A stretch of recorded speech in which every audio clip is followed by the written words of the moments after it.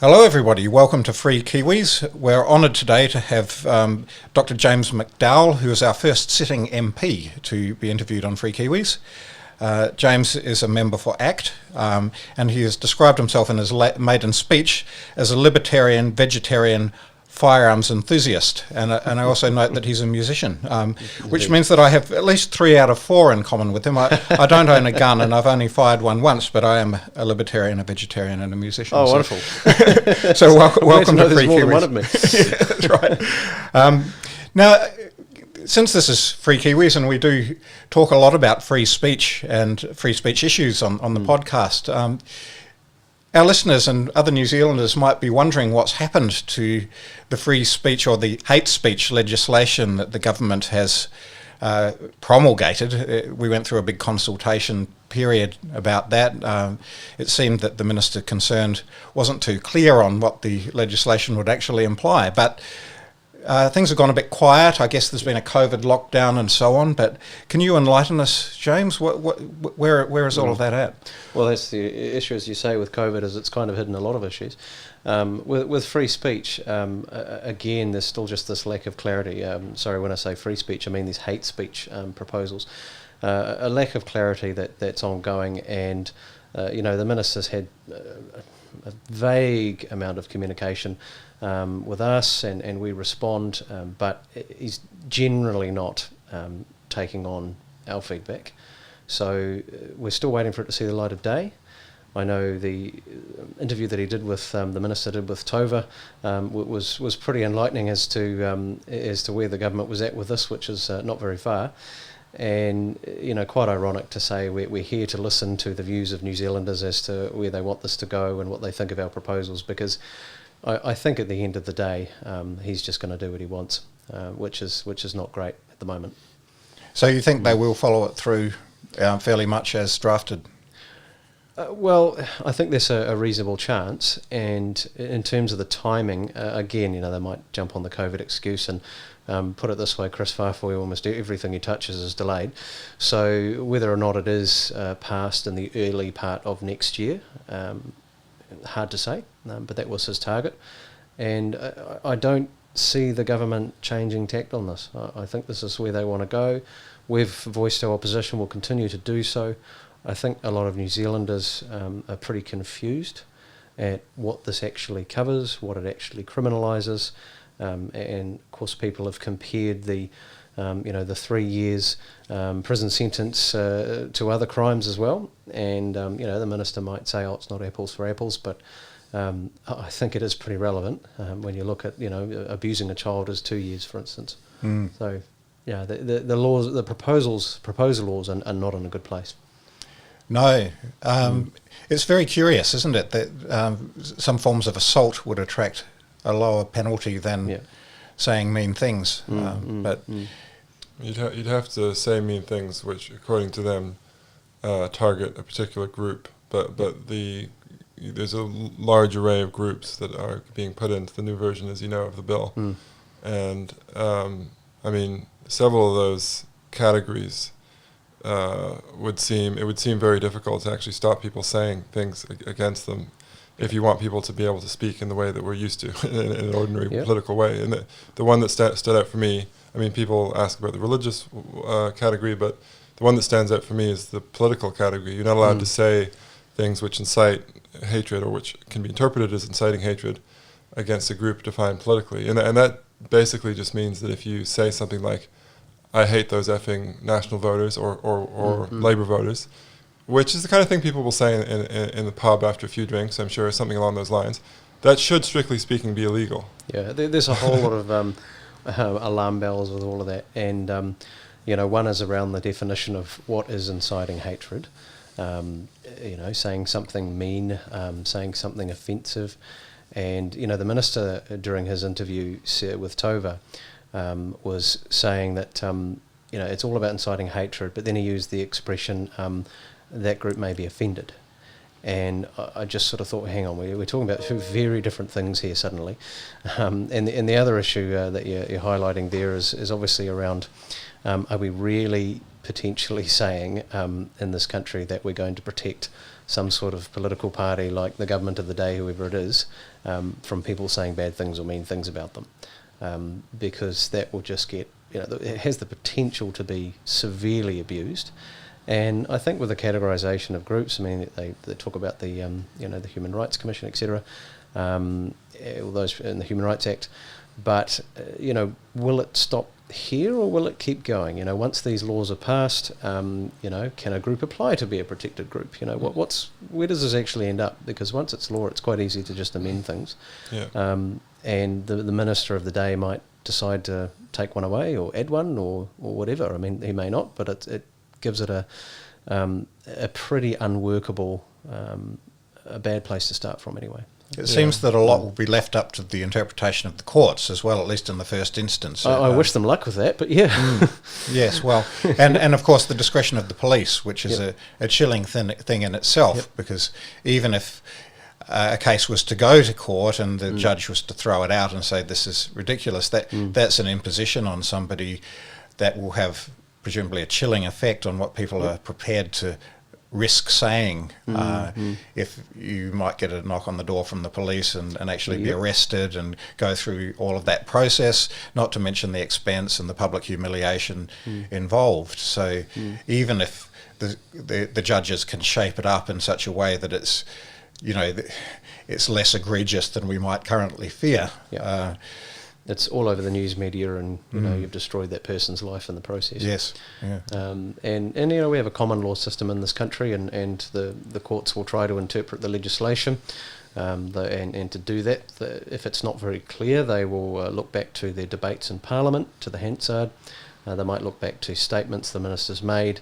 They'll try to figure it out, and then they'll set a precedent. So whether it's in the High Court or whatever, they'll set that precedent. This is or this isn't falling under that law, and then you're going to have, I can just imagine in future, a minister who doesn't like a court decision, and this happens now and then in Parliament. They don't like a court decision, so Parliament basically changes the law as a response. So that could happen as well. Yeah, I mean, this is what makes Fafoy's failure to give clear answers actually quite troublesome, because he was saying, I think his argument is, well, it'll be worked out in the courts, but as you say, the courts will, in the case of very vague legislation like this, they'll look back to what ministers have been saying. They have to. And in the interview with Tova O'Brien, he was unable to rule out things like people being prosecuted for hating on boomers, and if you can't rule that one out, then the courts are going to look at that and say, well, we don't know what this applies to, It's bizarre, isn't it? But And what if you're saying something that's, I don't know, you're going after anti-vaxxers or people with various conspiracies around the virus, and as an MP I get, I don't know, copious amounts of emails every day from just completely off the charts sort of nutty opinions around the virus. And what if I said something about them, but then inserted the word, if it was a particular age group, inserted the word boomer all of a sudden, and all of a sudden, okay, we're not talking about that group, or we're talking about this group. Well, what you just said, I mean, for example, you just said, I'm not getting at you, but I'm just talking about the proposed law. You just said there are people who write to you and they have nutty views about the virus. Okay, so why is that not a group defined by political belief, right? Or medical belief? Medical belief, I don't know. And saying that they're nutty, I mean, I guess you're trying to say that they're crazy, and that could be interpreted as sort of inciting dislike for them, because I should be perfectly told to do that. And this is the thing with proper public discourse and freedom of expression, is they have every right to say to speak their views. To present whatever evidence they think is evidence, and to say this is the path we want for New Zealand or whatever, and I have every right to turn around and say, well, I think you're wrong, and this is why. Yes. I mean, we have discussed this issue at length, and it's actually one of the things that I would say it's done for me, because I started writing and talking about this when Don Brash was banned from Massey University. That's when alarm bells started to ring for me. And we'll come back to that in a minute, actually, because I understand you've got a private members bill that might curtail that kind of behaviour by universities. But one of the things that it did for me was to make me really think through from fundamentals why free speech is so important. Because it occurs to me that most people have never thought about it. Yeah. They benefit from democracy, but they don't know what it is that is required to keep it in place, the values that are required. And certainly, talking with James over the last couple of years and revisiting Karl Popper and the Open Society and its enemies, it seems that, the really fundamental thing is actually that a contest of ideas is what's required to get the best solutions for society. And it just worries me that people have forgotten that. I think, and this is, it's one of the great things about New Zealand, growing up in New Zealand and having such an open society, is that we're used to it. Yes. We're just not familiar with this idea of the government clamping down on what we say. There are exceptions, of course, to the freedom of expression and the New Zealand Bill of Rights Act, the whole reasonable limitations thing. And arguably that's perfectly sufficient. We don't need hate speech laws.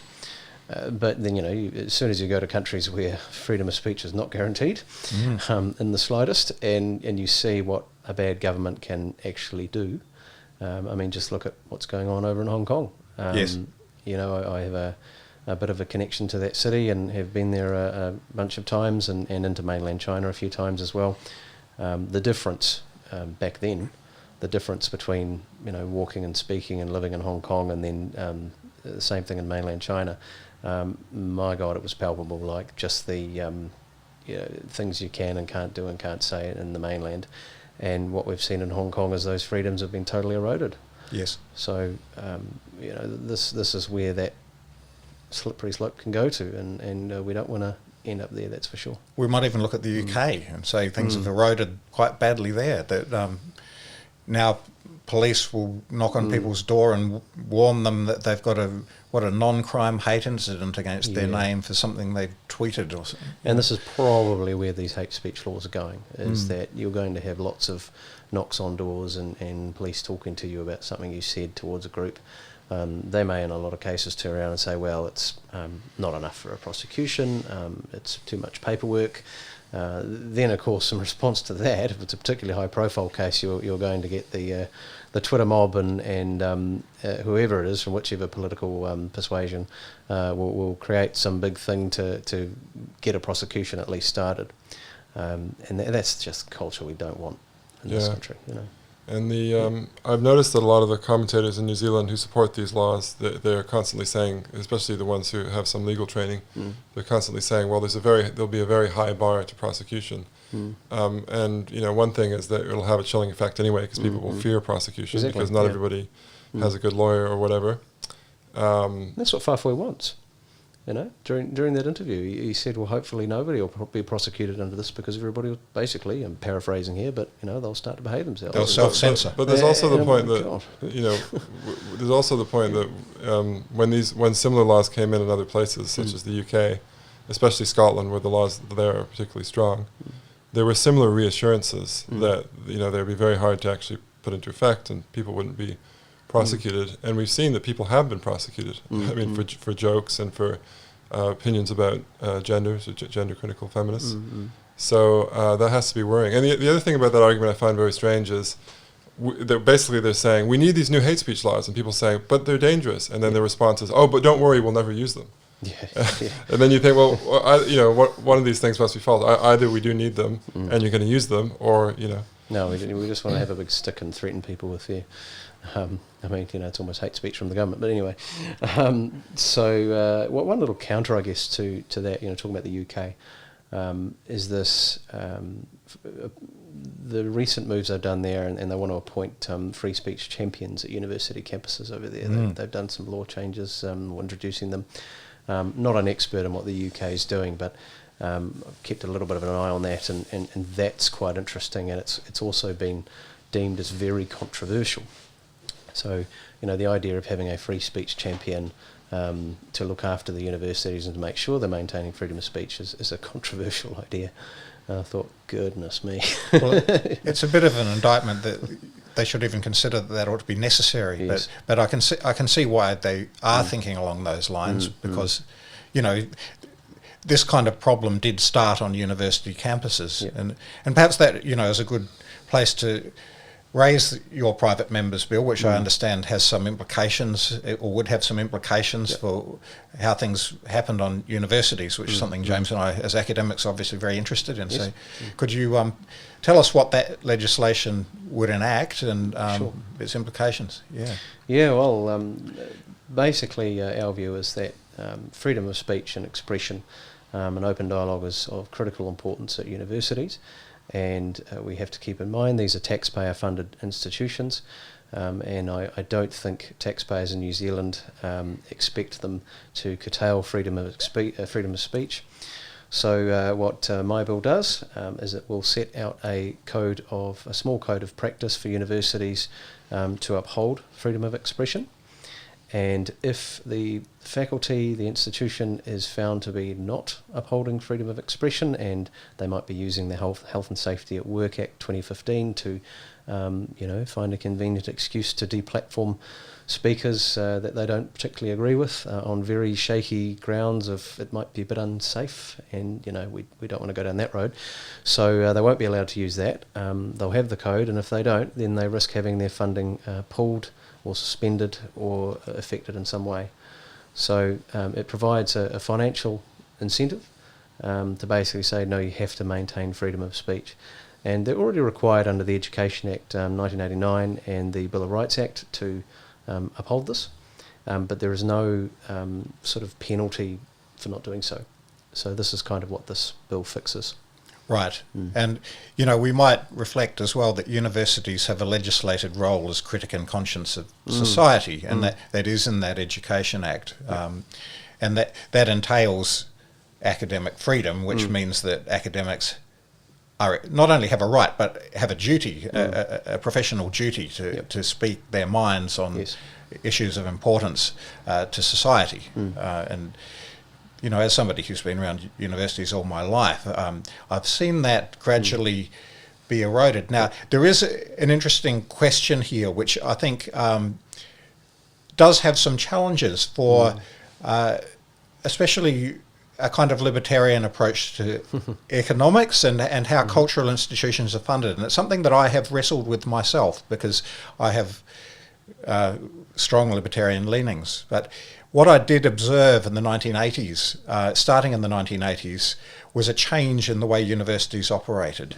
So until that time, the state had funded a pretty small proportion of the population to get degrees. And at that point, it started to be a more user pays model. That was in New Zealand, it was in Australia, it was around the world. On the back of that, though, came a culture change within universities where they became a lot more, shall we say, customer focused. And I use that word quite advisedly because previous to that, we'd thought of the people that come to universities to learn as students. And at that point, they became customers. And that did alter the orientation of universities. And I would argue as well towards things like freedom of expression on campuses.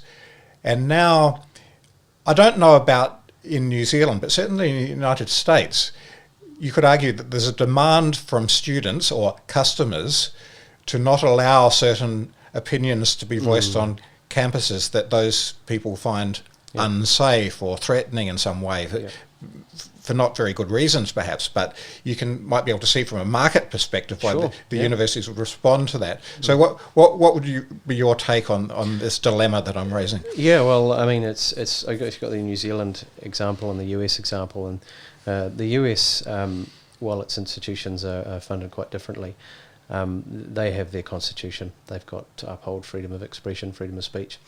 And so that's kind of, I think, the issue they're grappling with is, okay, these might be more bespoke institutions that students are fully funding in a lot of cases, I guess. But there's that constitution issue. Over here we don't have a codified constitution. We do have the Bill of Rights Act, Education Act, and they are predominantly taxpayer-funded institutions here. Yes. So, obviously students get a student loan for, I believe it's about a quarter of the fees, something like that. The interest is written off. Again, you could argue the interest is effectively paid for by the taxpayer, but won't go there.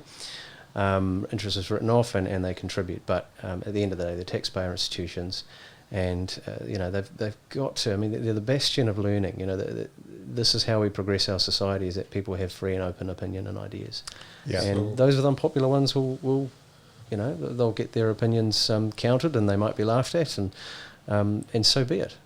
So what would you say to academics who are listening to this and who say, well, we don't want the government intervening in university, academics should be free, and secondly, what if they have concerns that, ACT is putting this bill forward, and, if this thing actually gets set up, it's just going to be a Trojan horse for the right, and it's going to be only clamping down on left-wing speech. Oh yeah, and I want to be, and it's a good point, and I want to be very clear. This is not a right-wing idea. Free speech should not be a right-wing idea at all, because it isn't.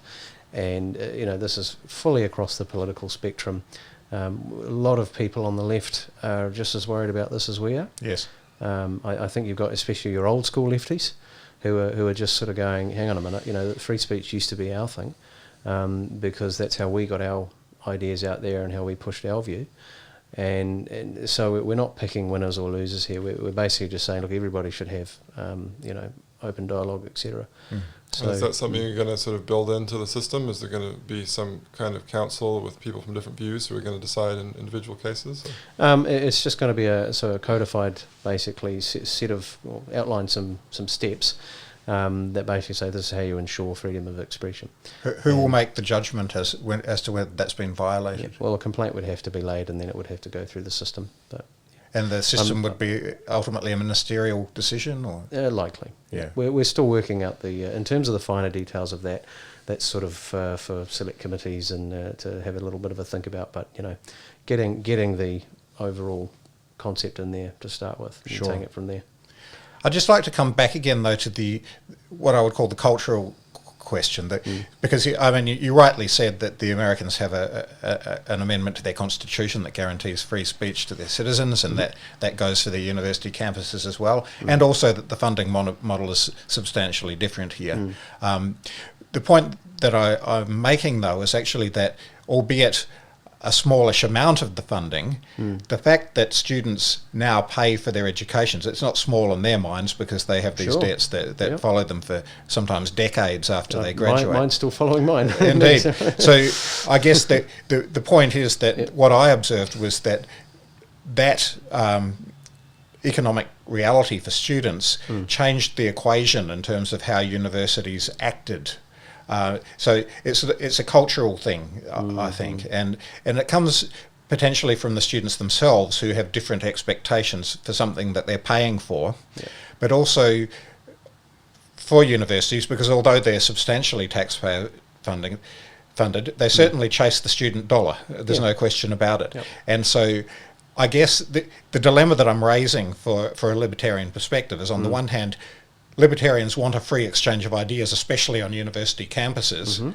They also probably favour a market model of funding universities, and I guess there's a balance there to strike, perhaps, or how you actually get that right, so that the cultures of universities don't have to be regulated by these kinds of things that you're proposing. And I take the point, and I guess what I would say as a libertarian, I'm tackling this issue for what it is in terms of the funding model as it is, and the reality of our system in New Zealand. And part of being an elected libertarian is you have to be a little bit pragmatic, and you can't change systems in their entirety overnight.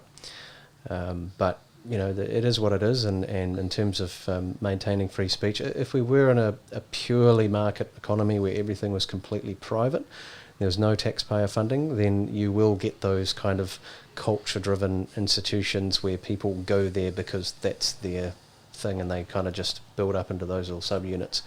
And totally fine if that happened, but it's not where we're at today.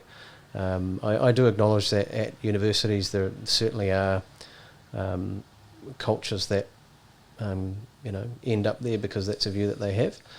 I think I won't go on the air saying what those are, but it's certainly there's a few reputations around. But anyway.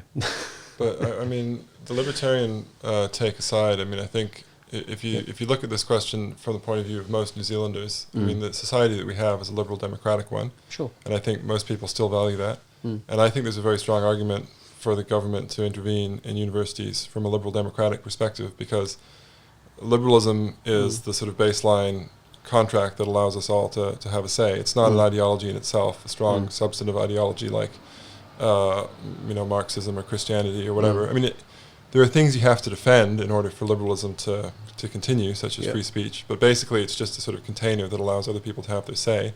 So to me that's quite neutral, and so that allows the government to actually step in order to just defend its basic workings.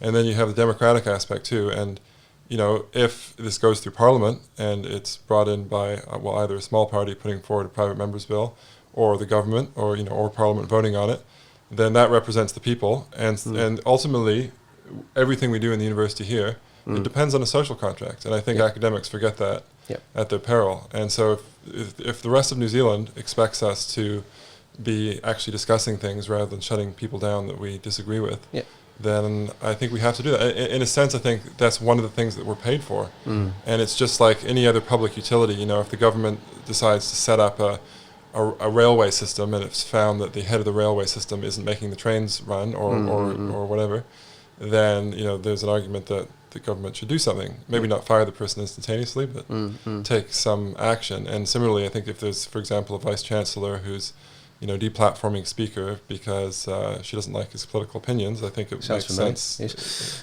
for there to be at the least a slap on the wrist or some clarity that this is not what's expected in that role.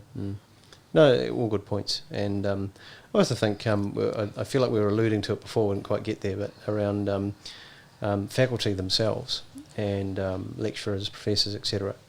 And I know around the world, there's a little bit of it going on here in New Zealand, but certainly around the world where lecturers suddenly feel very pigeonholed, and they've got the rest of the faculty sort of ganging up and coming down on them and calling for the doing petitions and calling for them to university to sack them over something they might have said in a lecture, and or letters that they write to the listener about what science is, all sorts of things like that. And it's not quite what this members bill's about, but I think that the spirit is there in the sense of we don't really want to be seeing that as well. There is that whole employment discussion as well, which is a bit of a sticky point for classical liberals and libertarians around when you work for someone, at what point is what you're saying free speech, what you're saying is actually bringing disrepute to your employer which you have a contract with. And that's a slightly tricky issue as well. Well, perhaps that should depend on what your contract says. Yeah, well, wouldn't encourage it. Right. Suddenly we might have all sorts of things in there. But well, I suppose that's right. Yeah. It's it is. I mean, I remember, something I did on LinkedIn many years ago, and it was just I had a bad experience as a my personal life, a bad experience with a business, their customer service, and I put a note on LinkedIn about it whinging, and I shouldn't have. That was a stupid thing to do. But anyway, I went on the LinkedIn and I made a comment, and I just said, how rubbish that was, etc. And sure enough, this is the thing, right? There may be social media, but on LinkedIn you've got your job title, you've got the company you work for, that's you as a professional. And of course the company, the boss rang me up and said, can you please take that down? That looks very bad on us, etc. So, and at the time I thought, how unreasonable, and then later on I thought, no, actually that was a really stupid thing to do. But there is that, what's social media, what's your personal life, things you might say versus things that can bring your employer into disrepute. Well, what was your job at that point? At that point I was working for a big startup company, and we had contracts with big clients here and overseas as well, and one of the clients was the company I was talking about. I see. Right. So that was a direct commercial issue in that case. Yes.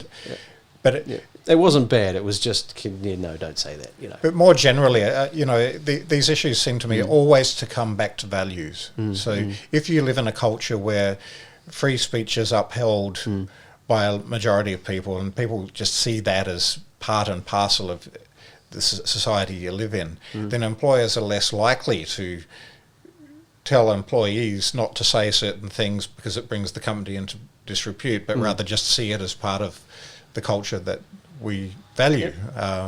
But when those values get lost or forgotten or curtailed, then you're more likely to have these problems.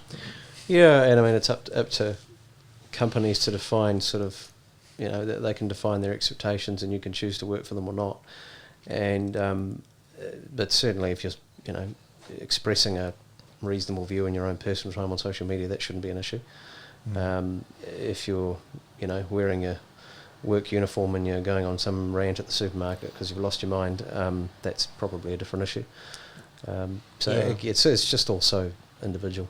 I mean, I can't remember who it is we had on, but maybe it was Chris Trotter, someone from the sort of old left, that was saying that actually it was part of workers' rights. It was seen as part of workers' rights back in the day that once you clock off, that's your private life, and then you can express yourself.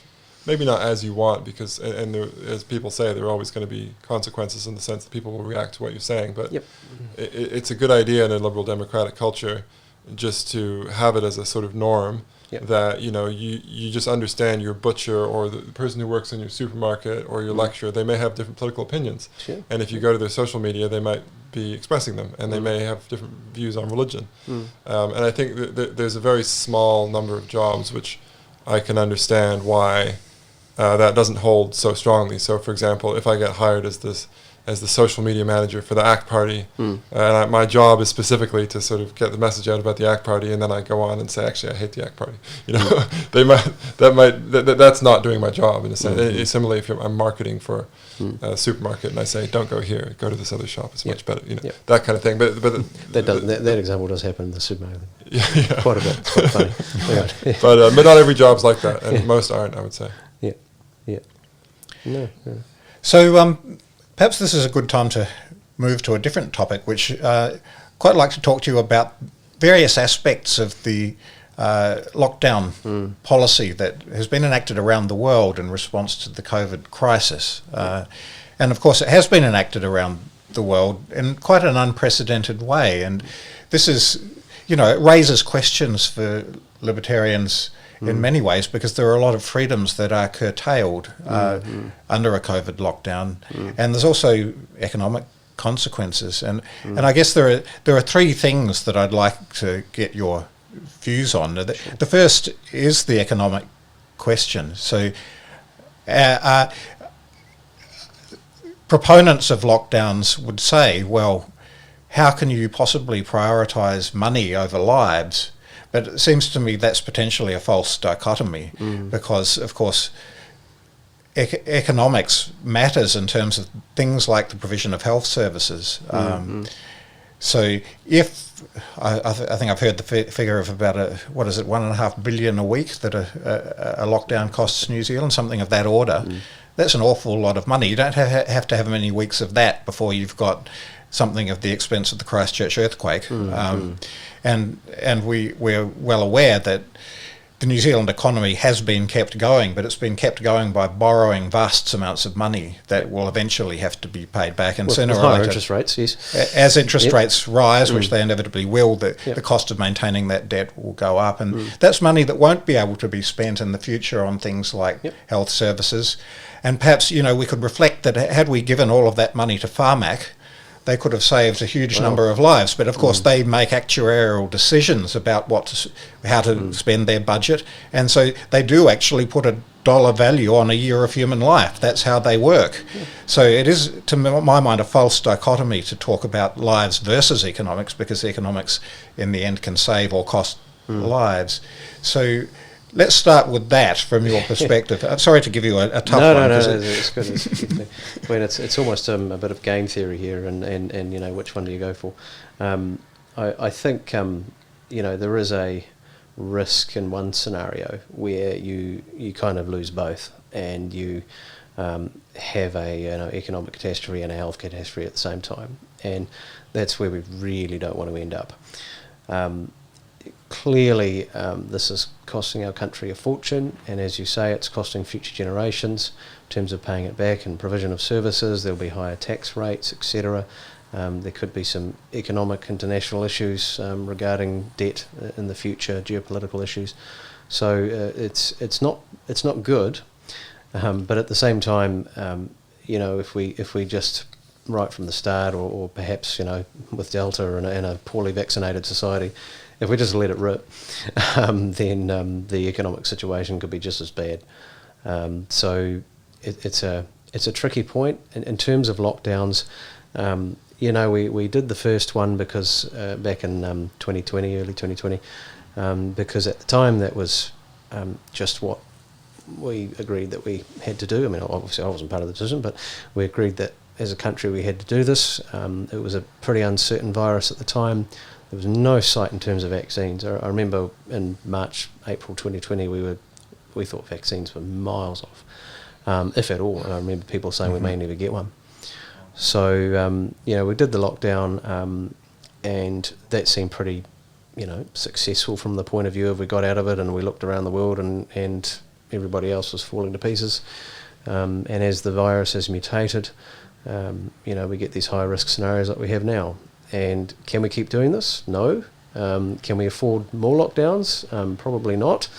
So I hope to never see level 4 again. I hope to never see level 3 again, but we'll see. And they've still got level 3 in Auckland. Oh well, yeah. Once we're out of it, and once we've, and that's the other question: will we actually stamp this one out completely, or is it going to bubble away?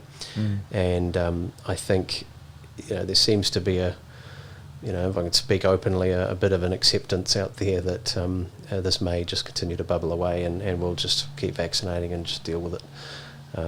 And that may be that's a future that a lot of countries are picking right now.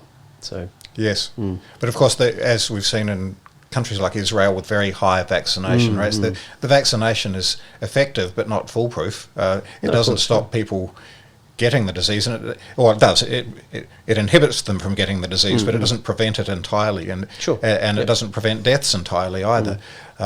It's pretty. I mean, it's. There's all sorts of countries you can look at, and certainly, if you're vaccinated, you're less likely to be infected. No doubt about it. Yes. But certainly, if you inhale it into your system, it gets into your respiratory tissue and into your cells there. You're likely to be infected at that point. But will you be? What will the effects be? Probably not that bad. Are you likely to pass it on? Less likely. Still could happen. That's a really great line of defence. And if you look over at, I think it was in California a few weeks ago when I looked at that report where they looked at the hospitalisations of those with COVID-19, and it was, I think, something like 90% unvaccinated or something like that. So it was the majority of those hospitalisations were unvaccinated. And that's kind of painting a bit of a clear picture there that, you can still catch it, especially with Delta, highly infectious and transmissible, but it is a ticket out of this. Yes. Well, one thing that occurs to me that may be a glimmer of hope, there seems to be no doubt that Delta is more infectious, but it seems likely also that it's less deadly. And my evidence for that is that we fairly much know that every case in New Zealand is a Delta case. It is, yes. And there's been more than 1,000 now in this current outbreak, and we've had one death. That's a very low case fatality. Pardon? Well, exactly. And I looked at the age statistics, and while we've got a relatively low rate of vaccination across the population, we're quite well vaccinated in the elderly. Risk. Yep. And so that seems to be almost enough. So I kind of wonder why we're continuing with all of this fear when actually... Are we still that much at risk if we just opened up? Would we have a case fatality rate that was any higher than the annual flu? Because the current statistics wouldn't seem to support an argument that we would.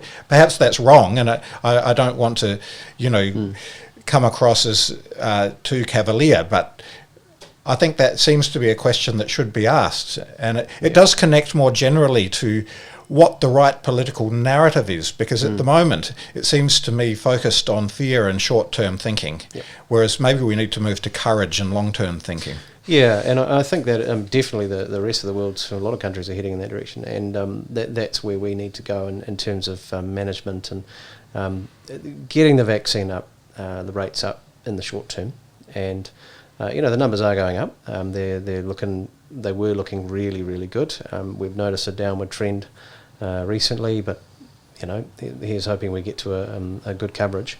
But once you've got fully vaccinated and all your vulnerable population, what then? So we'll see. The other issue, of course, is the Delta variant won't be the last variant. There's loads of variants, and luckily the variants to this point have not been so much in the central core of the virus, but they've just been on the spike protein. So to do with latching and so that's the virus itself is the same. The spike protein being different, we can probably handle further mutations with vaccination, but there's still a risk. Can I ask? Can I step back from the debate about the individual policy and just ask a kind of meta question? And this is just starting from the fact that the last few surveys I've seen suggest that New Zealanders are very much behind the lockdown policy. The last lockdown, I think, I saw a survey in the Herald was supported by something like 70 to 80% of Auckland residents. I Sounds about right. I believe that's right. Yeah. Okay, so we have. I think they're losing their patience though, but right, and maybe it's going down. But so there's a significant majority of people who support it. At the same time, there's also a significant minority of people who have doubts or who are actively against lockdowns. Sure, yeah. And New Zealand has several different political parties in Parliament. ACT, I think it still has in its slogan "Act for Liberty." It's supposed to be a party that stresses liberty. Act for freedom, I think. for freedom. Sorry. Okay. We talk about linguistics if we want to. But Yeah. Act for freedom. Okay. Yep. So my question is just, there's various parties supporting the lockdown Sure. and various measures, and National is criticizing the government for not being strict enough or not doing it properly, and it seems to me that ACT and David Seymour, your leaders, they've basically gone this route as well, and have largely focused on criticizing the government for not doing it right. Exactly. Yeah. Now, why wouldn't ACT look at this distribution of views in New Zealand and say, well, there are people out there who are just against the lockdown, and make a sort of responsible case, maybe not against the lockdown completely, but just always be on the side of civil liberties, always be trying to scrutinise the government from that perspective. Why didn't ACT do that? Yeah, I mean, our view is if the government had done the groundwork and done things differently and taken up our ideas, we wouldn't need to be at this point. And unfortunately, because they didn't do all of that stuff, we're at this point where it was still needed. Highly undesirable, especially for civil liberties. But the libertarian in me is always saying, well, you got to remember this is not just about me and my decisions. It's about what do my decisions, how do they affect other people, and vice versa. So we've got to remember the no harm principle, and a lockdown during a pandemic like this fits within that. I can see over in Australia and in Melbourne especially, people are just losing their minds and demonstrating quite forcefully. That's just an unfortunate result of their ongoing lockdowns they've had over there, because they've had far worse than we have. They've had extraordinarily long lockdowns. The longest total number of days in the world, I believe. Yeah, it's just it's pretty outrageous actually, especially given their I think the vaccination rates are pretty good over there. So, well, it's better than ours. I don't think it's the world beater or anything. But no, but it's pretty good. So, I go back to that harm principle, and I don't want to see lockdowns. I want to see the government doing more, so we never see them again. But when you're faced with a situation at a moment in time, you just have to look at the facts on the ground. You say, what would happen if we let Delta rip right now on the community? Well, I would be harming other people because I would catch the virus and make people sick and send them to hospital. So, that's we've just got to do what you got to do. I mean, I can certainly see that in terms of the first lockdown. I mean, as a libertarian, it hit me very hard, I have to say. Yep. And I've got very good personal circumstances. I have nothing to complain about in terms of my accommodation, my living situation, my work, etc. All of that carried on. Yep. It was hard work, but that's all right. Compared with people in crowded accommodation or living with, family violence or mental illness. I mean, those people were doing it very hard. And I did see some disturbing statistics on the weekend that actually gave me a very bad day on Saturday, which was that 10 to 14-year-olds had attempted to take their own lives at more than double the normal rate, or the typical monthly rate after the first lockdown. And of course, for every attempted suicide, there are 1,000 people doing it hard. I think, again, it comes back to that short-term versus long-term thinking, and we might say, yes, well, in the immediate term, this would cost lives, but in the longer term, or even the medium term, when you're talking about things like depression and mental illness and suicide attempts and successful suicides, that there is a harm that could possibly outweigh the the risk of the disease. You're right, and I think it's that how do you make this as short-term as possible? And they'll get to a point where you've got to just say we've got to do things differently, because the costs, not just economic, I mean massive economic costs, but that affects people's personal lives, I wouldn't believe, and the mental health situation you've outlined. I'm also hold the immigration portfolio, so I'm dealing with immigration issues a lot, and the split families, for instance, is a really, really disturbing. It's just disgraceful, actually. It's the same minister we're talking about too, Chris Farfoy, the way he's gone about his policy making and decisions to make it basically impossible to get residency while you're here in New Zealand, if you're on a work visa or a temporary visa of some sort. And if you're overseas and you haven't got residency, you're not getting residency, and B, you can't come across the border. Unless you're famous and special, then you might get an exemption. And you've got family members that have been split for 3-4 years, they were planning to come back, and right at the start of COVID kind of thing, and then that just trashed it.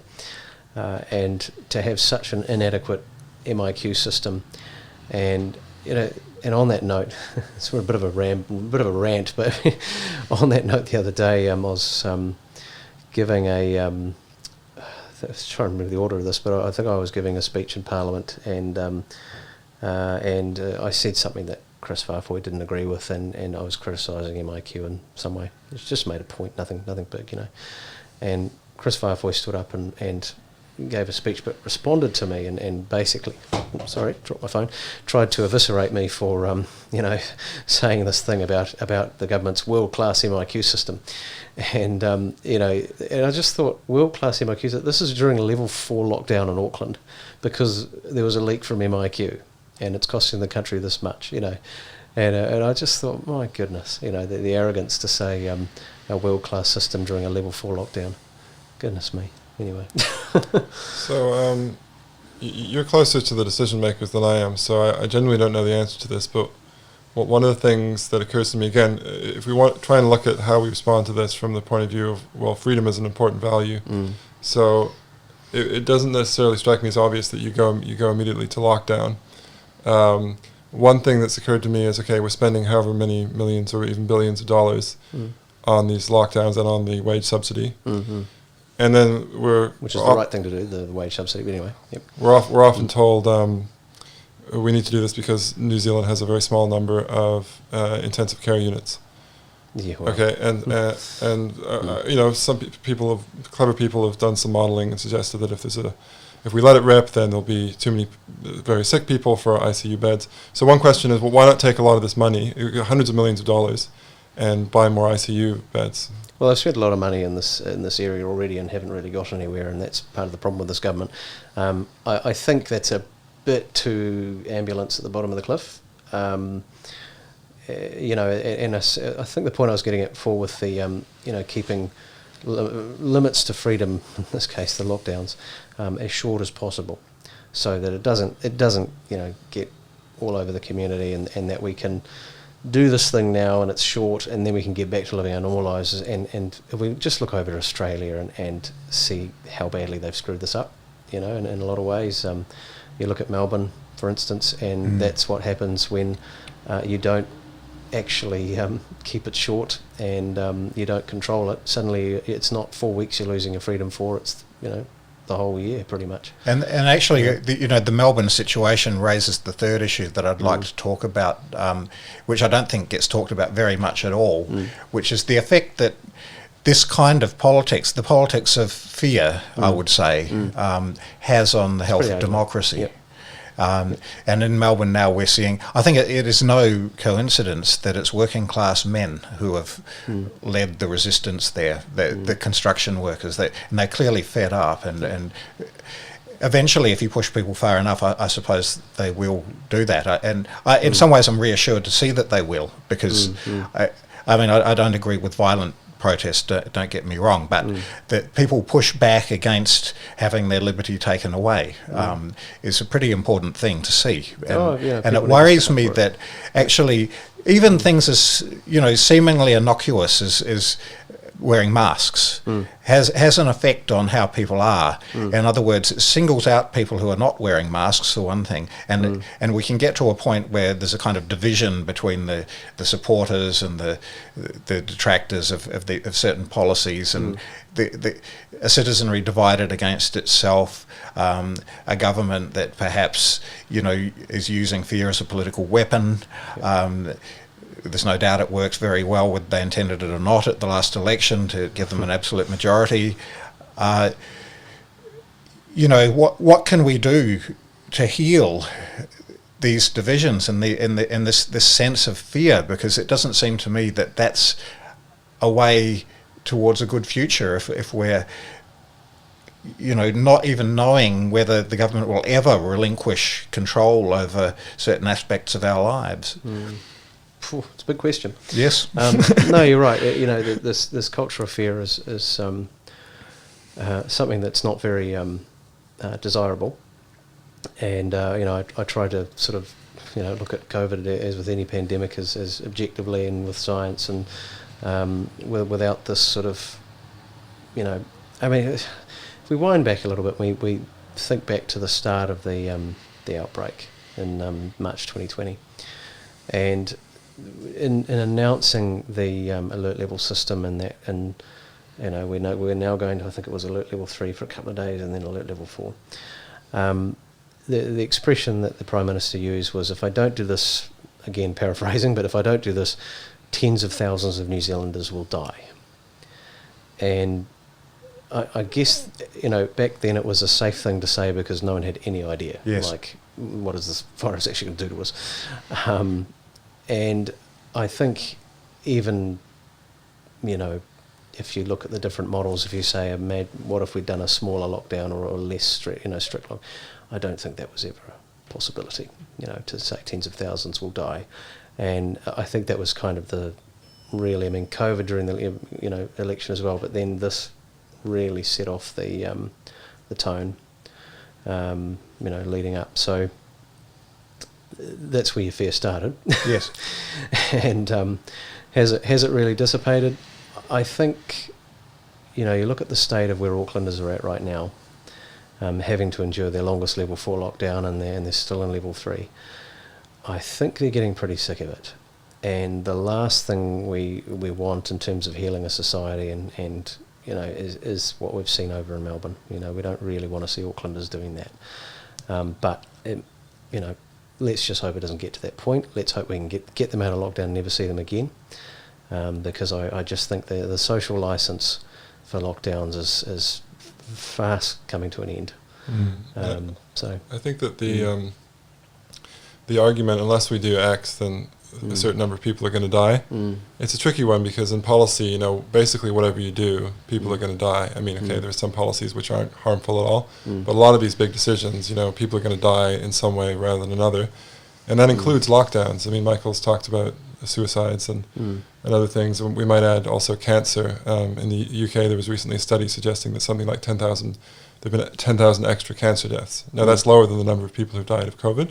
So I'm not saying it definitely is more than the other, but I think that I would be much more comfortable at the moment if the debate had been more around careful consideration of the costs and the benefits of this policy, rather than just people are going to die of COVID if this happens. I think there was a lot of tinkering that should have been done. I mean, I found it very odd this time because we caused a really big, not actually, the government caused a very big backlog of in the health sector in terms of operation, and a lot of delays there because of the lockdown. And then the original lockdown, they'd stopped doing procedures and sent people home and that sort of thing, and anything voluntary you couldn't get, and private hospitals as well. So I was personally, I sort of thought during this latest lockdown, I thought, can't we just fix that mistake and continue on with our health system as we normally would? Can't people get their surgeries? I'm sure we can do it safely. It's a health environment, and why can't the private hospitals keep doing that as well? I don't see any need to stop that, but clearly the government did. They stopped it all again, and who knows what kind of backlog that's going to have. Mental health was, it was interesting. During the first lockdown, I was working for a mental health provider, and the work just skyrocketed. The demand for the services, we had, it wasn't just mental health, we had other services as well around community support and food and that sort of thing. But the mental health demand back then was quite big, and I think this time it's worse. It's not just people. There's a fear, the government affair, the politics affair, and then it filters down to the economic reality of lockdowns, people losing their jobs, their livelihoods, etc., the family stresses, and then right at the bottom they can't even put food on the table. And a lot of people in that situation will be saying, I'd rather we just let it rip than me be in the situation right now. So that's where people's frustrations come from. And is the government doing a good job addressing that? Probably not. Yeah. So where does ACT sit on the idea of vaccine passports? Because on the one hand you could say, well, that's a way to open up and allow people who have been vaccinated to have more liberty, and then perhaps penalise people who haven't been vaccinated. Is that something that we want to see, though? Again, it's a way of dividing people, and people have various... it seems to me that people who are hesitant to get the Pfizer vaccine are often labelled anti-vaxxers, and perhaps they're not really anti-vaxxers. They may well inoculate themselves and their children against a vast array of diseases, perhaps not trust this particular vaccine because it's a new vaccine technology. And so is the idea of a vaccine passport something that we'd like to see in this country, or do you think that maybe a more libertarian perspective might be, well, you've got a choice to be vaccinated, and if you're not, then you're not protected, and we're going to open up, and that's your problem. Yep. Yeah, you've kind of hit the nail on the head there. And I think just a comment about the Pfizer vaccine. So at an event a little while ago, someone came up to me and they're having a bit of a rant about mRNA technology, and they presented this big lecture to me about mRNA and their views of it. They said, you're not going to get it, are you? And I said, oh, well, I've already had 2 doses, so it's a bit late now. But anyway, they settled that, and I said, okay, fine, okay. Well, you're in luck. MedSafe is all good with AstraZeneca. That doesn't use mRNA. It's old school vaccine. We can give you that instead if you like. Oh, no, I don't want to be vaccinated. And suddenly it wasn't a big mRNA issue. It was for that person at any rate. Yeah. And they brought a group with them. It was quite a scene. But anyway, so I think all sorts of things there, and more vaccines will be offered in New Zealand over time. There's already been approvals. So in terms of vaccine passports, from an international perspective, in the short to medium term, it may be something the international community requires for travelling. So if you fly to, if you want to fly to Canada, they might say, well, show us your... Sure, and we can't control that, but I've heard the Prime Minister promulgate the idea that you might have one to get into various venues within the country. I think open to the discussion, because again it comes down to that, it's your choice to be vaccinated or not, and there may be private sector consequences for not doing it. But I actually think we're not going to get there. I think we might go down the track of looking into vaccine passports as a country, and then by the time anything really gets rolled out in terms of, you can enter that venue or not enter that venue, we'll be so highly vaccinated, and the R numbers will be very low, and it'll be bubbling away, but not a great problem that we just won't actually do it. Yeah. That's what I think is probably going to happen.